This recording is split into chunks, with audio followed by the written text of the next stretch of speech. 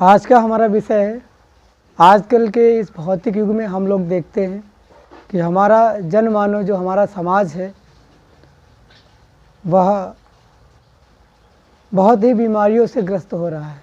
जहाँ भी जाते हैं अस्पतालों में और सभी जगहों पे हम लोग रोगियों को पाते हैं, और अगर डॉक्टरों के पास हम लोग हमारे पीड़ित लोग जाते हैं तो उनको ऐसी ऐसी दवाइयों के बारे में बताया जाता है और ऐसी ऐसी दवाइयाँ दी जाती हैं जिससे रोगों का ख़त्म होना तो कम और अनेक बीमारियों का बहुत ज़्यादा उत्पन्न होना होता है।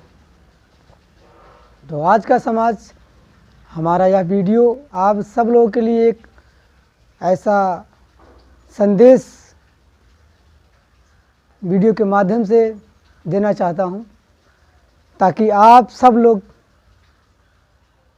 हमारी बात का अनुसरण करें और समझें। योग से, प्राणायाम, व्यायाम करने से जो हमें लाभ होता है उसका व्याख्यान बातों से करना कम है। यह लाभ जो अपने जीवन में इसको धारण करता है, इसको अपनाता है और निरंतर योगाभ्यास, प्राणायाम, व्यायाम करता है तो उसे इसके लाभ मिलते हैं। हम लोग बच्चों को बचपन से ही दवाई, ड्रग्स का आदी बना देते हैं। उन्हें शुरू से ही दवाइयों का सेवन करवाते हैं और निरंतर बुखार, जुखाम, किसी भी प्रकार का रोग से वो ग्रस्त होते हैं तो हम लोग सीधे मेडिकल स्टोर पर जाते हैं, अंग्रेजी दवाखाना के पास जाते हैं और वहाँ से अंग्रेजी दवाइयों को लेकर आते हैं और उसका सेवन अपने परिवार को और खुद करते हैं। वह कोई औषधि नहीं है, कोई औषधि का काम नहीं करती है, कोई औषधि नहीं है। जब हम अपनी प्रकृति से भिन्न हो रहे हैं, प्रकृति की दी हुई, उत्पन्न की गई हुई पेड़ पौधे, उसकी बनाई गई औषधि को उपयोग में नहीं ला रहे हैं, हम कृत्रिम रूप से बनाई गई औषधि को उपयोग में ला रहे हैं, ड्रग्स का उपयोग कर रहे हैं, दवाइयों का सेवन कर रहे हैं, तो हम कहाँ से स्वस्थ होंगे। इसलिए हमारा कथन है, हमारा कहना है, इस समाज से जो इतना ज़्यादा बाहरी वातावरण से जुड़ चुका है और बाहरी वातावरण से मेल मिलाकर रह रहा है, तो वह कहाँ से स्वस्थ हो पाएगा। इसलिए हमारा कथन है, हमारा कहना है कि हम योग और प्राणायाम से अनेक रोगों से मुक्त हो सकते हैं, लेकिन इसे हमें अपने जीवन में लाना होगा और इसे अपनाना होगा, हमें करना होगा। हम अपने मस्तिष्क को कंट्रोल नहीं कर पाते, अपने मस्तिष्क का उपयोग सही स्थान पे नहीं करते हैं, गलत जगहों पर लगाते हैं, तो हमारा शरीर स्वस्थ कहाँ से होगा। हमारा मूल कर्तव्य होना चाहिए कि हमें अपनी प्राकृतिक चीज़ों से जुड़ना चाहिए, प्रकृति से जुड़कर रहना चाहिए ताकि हम भली भांति स्वस्थ रह सकें। पहले के लोग इसीलिए बहुत ज़्यादा ताकतवर, बलवान और बुद्धिमान हुआ करते थे। ना तो कभी उनके सिर में दर्द होता था, ना तो कभी पेट की बीमारी होती थी, और ऐसी ऐसी भयानक बीमारियां जो आजकल मनुष्यों में देखने को मिल रही है, ऐसी बीमारियों से कभी कदाचित ग्रस्त नहीं होते थे लोग।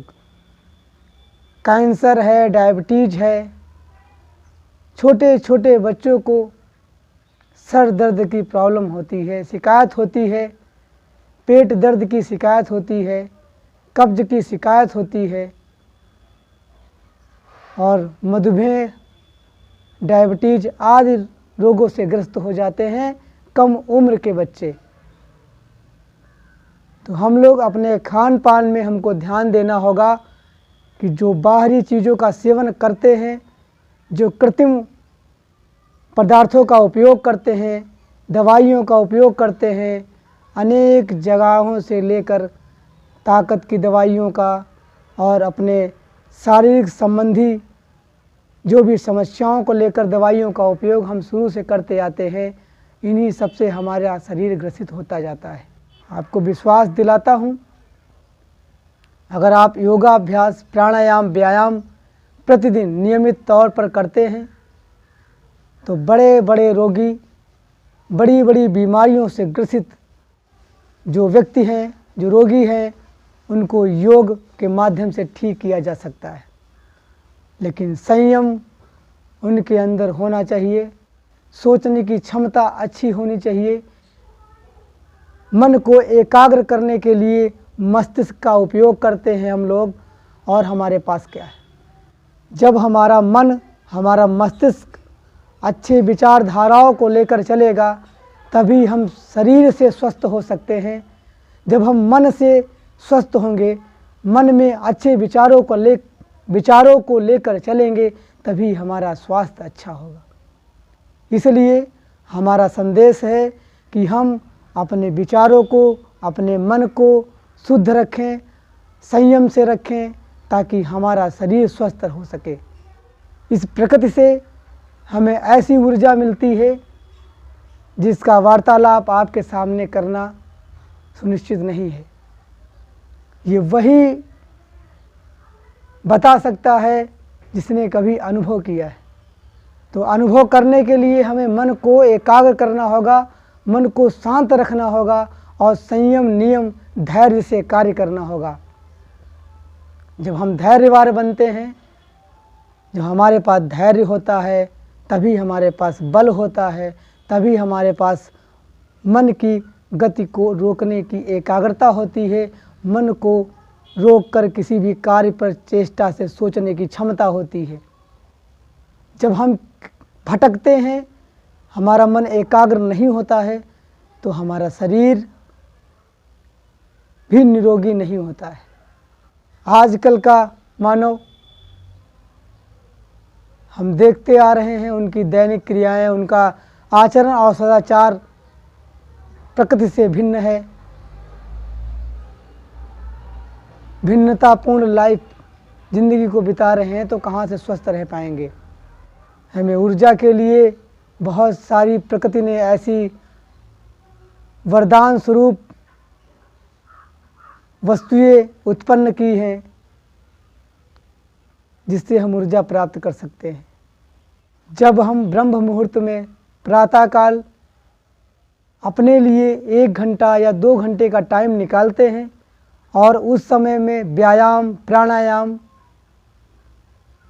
करते हैं, तो इससे हमारा मन एकाग्र होता है, हमारी इंद्रियों पर हमारा काबू होता है और मन की चंचलता दूर होती है, मन में निर्मलता आती है और मन संयम में रहता है।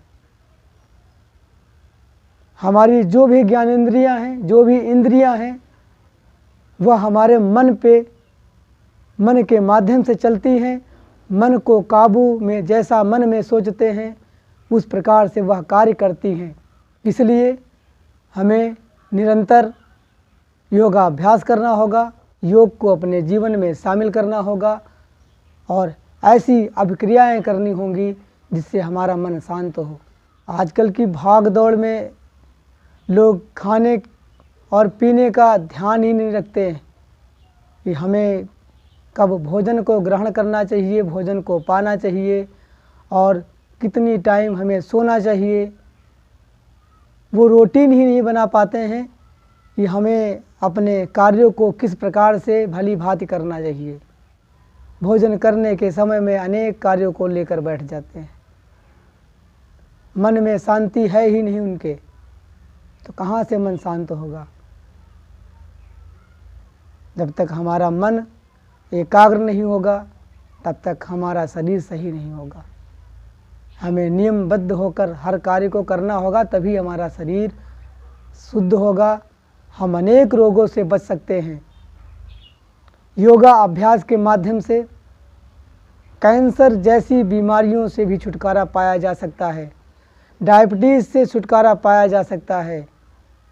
नौनिहाल बालक जिनको सर दर्द की शिकायत हो जाती है, मेरुरज्जु में शिकायत हो जाती है, हाथों में शिकायत हो जाती है, गठियाबाई की शिकायत हो जाती है, जो समय से पहले, क्योंकि हम लोग अपने खाद्य पदार्थों में कुछ ऐसे पदार्थों का सेवन करते हैं जो हमारे लिए हानिकारक है। आज के नए नए लड़के शराब का सेवन करते हैं। मन मस्तिष्क की एकाग्रता को भंग करने का सबसे मूल कार्य यही है। जो लोग शराब का सेवन करते हैं उनका मन मलिन हो जाता है, मन की शुद्धि मर जाती है, मानवत्व की भावना खत्म हो जाती है उनके अंदर से। क्योंकि जब हम समाज में कुरीतियों को लेकर आते हैं तो हमें देखकर अगले लोग भी कुरीति पैदा करते हैं। इसलिए हमें अगर शुद्ध होना है और लंबी आयु पानी है, अपने शरीर को शुद्ध रखना है, तो योगा अभ्यास और प्राणायाम अवश्य अपने जीवन में लाना होगा, क्योंकि ये हमारा सदाचार है। हमें सदाचारी बनने के लिए कुछ ऐसी बातों को अपने जीवन में शामिल करना होगा जिससे हमारा जीवन कृतार्थ हो। हमारा परिवार हम पे निर्भर करता है और हमारे परिवार, अपने परिवार से ही समाज का निर्माण होता है। जब हम अपने परिवार के लिए या अपने लिए कुछ ऐसी अच्छी नीति लेकर आते हैं, ऐसी अच्छी बातों को जगाते हैं इस समाज में, तो हमें देखकर बगल वाले, पड़ोसी वाले या हमारे संपर्क में जो लोग आते हैं वो भी हमारे जैसा बनने की चेष्टा रखते हैं और बनने की चेष्टा करते हैं। हमें अपने आप को सुधारना होगा, अपने आप को बदलना होगा, तभी हमारा समाज एक सुव्यवस्थित गठित होगा। तो इसके लिए हमें ही पहल करनी होगी, हमें ही कुछ ऐसा करना होगा ताकि लोग शुद्ध रह सकें। आजकल के लोग इतना ज़्यादा ड्रग्स, इतना ज़्यादा दवाइयों का सेवन करते हैं बड़ी ही सरलतापूर्वक कि मानो सब कुछ दवाइयों पर ही निर्भर है। अगर हम ऐसा निरंतर करते जाएंगे तो हम अपने आप को, अपने समाज को नष्ट करते हुए पाएंगे। इसके लिए हमें बड़ा ही संयम, बड़ा ही नियम का पालन करना होगा ताकि हम स्वस्थ रह सकें। छोटे छोटे बच्चों को देखिए, आज के ज़माने में उन्हें चश्मा लग जाता है, आँखों की प्रॉब्लम हो जाती है। ये सब आपकी देन है, क्योंकि जो जैसा हम लोग सेवन करते हैं, जैसा हम लोग अपने शरीर को जिस प्रकार से ढालते हैं, उसी प्रकार से नई पीढ़ी को मिलता है। तो अगर हम अपनी पीढ़ी को सुधारना चाहते हैं, अपनी पीढ़ी को अच्छा बनाना चाहते हैं, एक आदर्श सदाचार युक्त परिवार तैयार करना चाहते हैं, तो हमें पहले तो अपने आचरणों, अपने मन मस्तिष्क को बदलना होगा, हमें प्रकृति से जोड़ना होगा। या आज के लोग जितना कमाते हैं उससे ज़्यादा दवाइयों पर खर्चा करते हैं, क्योंकि पैसा मनुष्य का मूल उद्देश्य, मूलभूत इकाई बनकर रह गया है। पैसे को इतना महत्व दिया जाता है कि मानो सब कुछ पैसा ही है। मनुष्य आज का जनमानव अपने शरीर के लिए, अपने मन को एकाग्र करने के लिए, शांतिपूर्ण बनाने के लिए कुछ ऐसी विधियों का उपयोग ही नहीं करता है, ऐसा कुछ करता ही नहीं है जिससे उसे लाभ मिल सके। जब मन हमारा शांत नहीं होगा, ऐसी भ्रमिक चीज़ें लेकर चलते हैं जिससे हमारे शरीर पर भी प्रभाव पड़ता है। मन में अच्छे विचार और मन को शांत रखा जाता है तो हम बीमारियों से ग्रसित नहीं होते हैं, और मन से ही सारी बड़ी बड़ी बीमारियों को उपजाया जाता है, बनाया जाता है। डायबिटीज जैसी बीमारियों को मस्तिष्क से ही बनाया जाता है, क्योंकि हमारा मन दूसरी तरफ लगा हुआ है और हम लोग भोजन जल्दी जल्दी करने में लग जाते हैं। मन हमारा दूसरी तरफ लगा है और भोजन को हम पा रहे हैं। जब हमारा मन एकाग्र नहीं होगा, एकाग्रता में नहीं होगा, तो हम जब भोजन को ग्रहण करते हैं तो वह भोजन निगलते हैं, लेकिन पचने का कार्य जो हमारी अनैच्छिक पेशियां हैं वो उसे ग्रहण तो कर लेती हैं, लेकिन भली भांति सुचारू रूप से पचाने का कार्य नहीं कर पाती हैं। जब नहीं कर पाती हैं तो वह पदार्थ हमारे लिए विषाक्त के रूप में बन जाता है। हमने जो खाया वो अच्छी प्रकार से पचता नहीं है, हमारे शरीर में लगता नहीं है, पेट हमारा साफ नहीं होता है, हमारे पेट में गंदगी रह जाती है। जब हम मल त्याग करने जाते हैं तो भली भांति अच्छी प्रकार से नहीं हो पाता है। तो जब कचरा जमा रहेगा तो वो विषैला पदार्थ हमारे शरीर को नुकसान करता है और डायबिटीज जैसी बीमारियां उत्पन्न करता है। तो हमें किसी भी जिस टाइम जो कार्य हो मन लगा कर करना चाहिए और अपने मन से स्वेच्छा से करना चाहिए। एक समय में एक ही कार्य को करना चाहिए ताकि हम स्वस्थ रह सकें।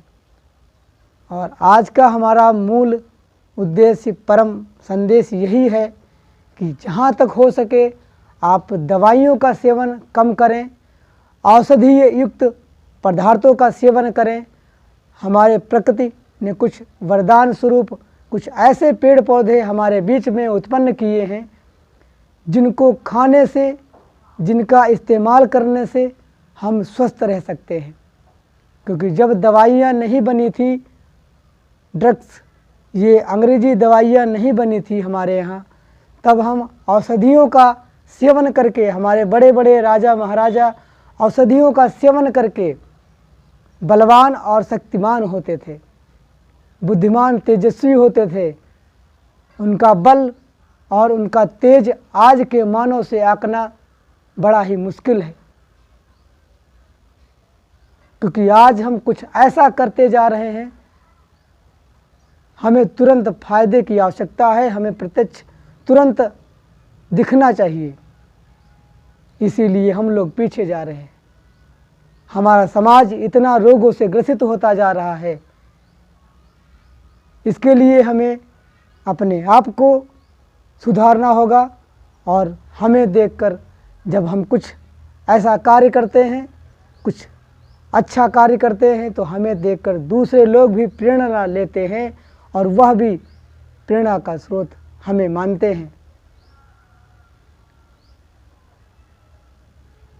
तो आज का मूल संदेश हमारा यही है कि आप लोग हमारे बीच में जो उपस्थित, जो प्रकृति ने हमें वरदान स्वरूप हमारे बीच में भेजा है, पेड़ पौधे, औषधियाँ, उनका सेवन ज़्यादा से ज़्यादा करें और इस वीडियो को ज़्यादा से ज़्यादा फैलाएं सोशल मीडिया के माध्यम से, ताकि हर व्यक्ति को सोई हुई बातों को यह वीडियो जगाने का कार्य कर सके। क्योंकि हम जानते हैं, हर बातों को समझते हैं, लेकिन उसे अपने जीवन में उतारने का कार्य नहीं करते हैं। तो इस वीडियो का माध्यम यही है, इस वीडियो के माध्यम से हम अपनी आवाज़ को जन जन तक पहुंचाने का कार्य करना चाहते हैं, ताकि लोगों के अंदर सोई हुई बातों को जगाने का कार्य बहुत ही सुगमता से हो सके। जितना ही हम और आप इस आधुनिकरण, इस आधुनिक युग से जुड़ना चाहेंगे, उतना ही हम रोगों से मुक्त नहीं हो पाएंगे। हमें कुछ अपने लिए टाइम निकालना होगा और अपने परिवार के लिए, अपने मन को शांत करने के लिए एक चित्त होकर 1 घंटे का टाइम प्रातःकाल ब्रह्म मुहूर्त में योगाभ्यास प्राणायाम करना ही होगा, तभी हम और अपने परिवार को स्वस्थ रख पाएंगे। क्योंकि यह शरीर जो मानव शरीर हमें मिला है, ये बड़ी ही मुश्किलों से मिला है। हमारे वेदों में लिखा गया है कि 84 लाख योनियों को भेद करके 84 लाख योनियों को पार कर कर यह मनुष्य जीवन, मनुष्य तन मिला है। इसका भली भांत से इसके बारे में जानकर और हर क्रियाकलापों को करें ताकि हमारा जीवन कृतार्थ हो, हम अपने जीवन से कृतार्थ हों और लोगों के लिए कुछ अच्छा नीति ला सकें। तो आज का वीडियो हमारा यहीं तक, और फिर अगली वीडियो में हम नए संदेश को लेकर मिलते हैं आप लोगों से।